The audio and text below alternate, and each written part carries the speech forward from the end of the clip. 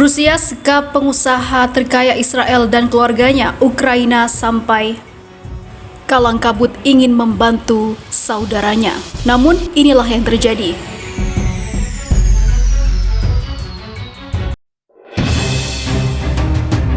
Hurrah!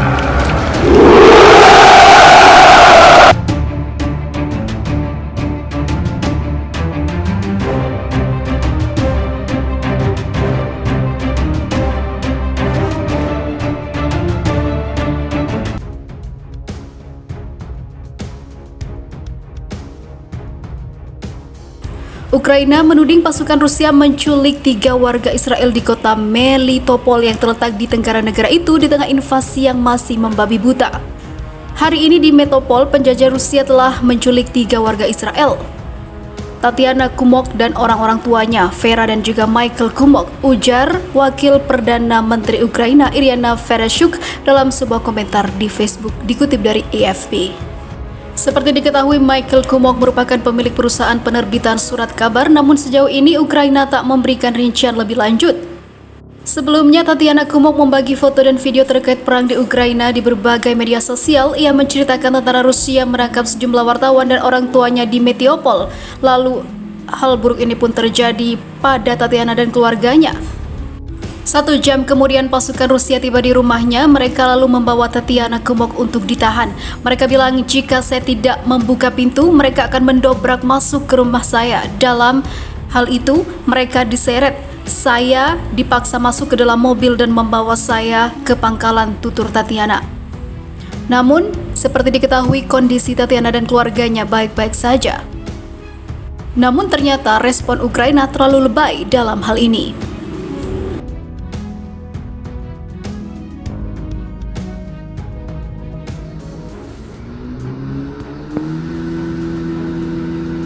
Pemimpin Chechnya Ramzan Kadyrov gabung pasukan Rusia mengepung kota Mariupol baku tembak dengan Ukraina. Pasukan khusus Chechnya telah menyerang bangunan tinggi dalam pengepungan di kota Mariupol.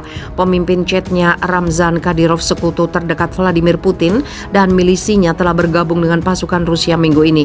Dalam sebuah postingan di aplikasi Telegram, sang pemimpin ini membagikan tayangan milisi bersenjata berat tengah membombardir sebuah blok di Vlad dengan peluru. Tampak pasukan pro-Ukraina membalas tembakan dari bangunan tinggi tersebut. Video tersebut kemudian terpotong oleh seorang tentara yang keluar dari basement dengan seorang anak kecil. Dilansir metro.co.uk, pasukan Chechnya bergerak dari rumah ke rumah setelah mereka bergabung dengan pasukan Rusia. Kadyrov telah merilis sebuah video dan difoto akun Telegramnya saat ia terus mendukung Rusia dalam perang ini. Ia mengklaim bahwa ribuan pasukan tempurnya telah digelar untuk operasi khusus denazifikasi dan demilitarisasi Ukraina. Pergerakan para serdadu Chechnya ini muncul setelah perusakan yang dilakukan tentara Rusia terhadap teater di Mariupol. Ribuan termasuk wanita dan anak-anak tengah bersembunyi di tempat perlindungan di bawah teater saat serangan terjadi. Sekitar 130 orang telah diselamatkan, tapi 1.300 orang masih terjebak di bawah reruntuhan. Menurut Lyudmila Denizova, Komisi untuk Hak Asasi Manusia Verkhovna Rada, pertempuran telah mencapai pusat kota setelah berminggu-minggu serangan dan tembakan Rusia yang terus berlanjut.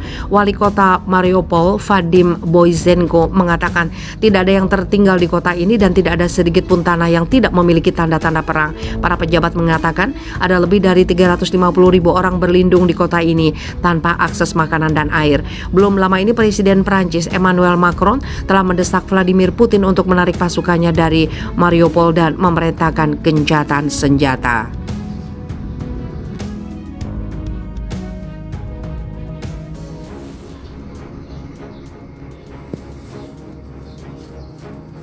Rusia akui tembakan rudal hipersonik ke Ukraina hancurkan gudang senjata, diklaim jangkau 2.000 km. Rusia mengakui menembakkan rudal hipersonik untuk menghancurkan sebuah misil dan gudang senjata di Ukraina Barat.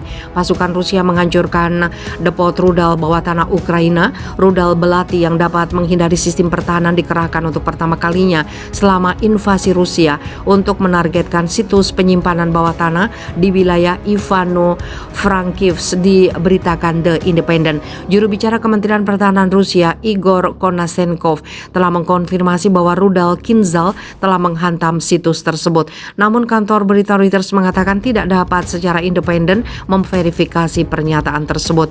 Dilansir Mirror, penggunaan senjata adalah tanda terbaru bahwa Presiden Rusia Vladimir Putin semakin putus asa ketika militernya berjuang untuk melakukan invasi ilegal ke Ukraina. Serangan itu diyakini dilakukan dengan menggunakan rudal Kinzhal atau belati yang diklaim memiliki jangkauan sekitar 2000 km. Kecepatan dan kemampuan mereka untuk terbang rendah membuat mereka tidak terlihat oleh sebagian besar sistem pertahanan anti rudal dan mereka mampu membawa hulu ledak nuklir, kata para ahli.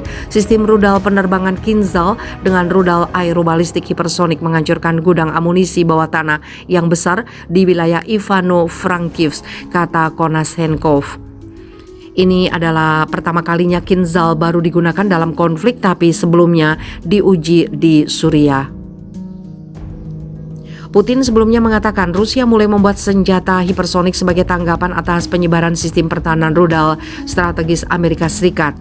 Hancurkan gudang bawah tanah penyimpanan amunisi pasukan Ukraina.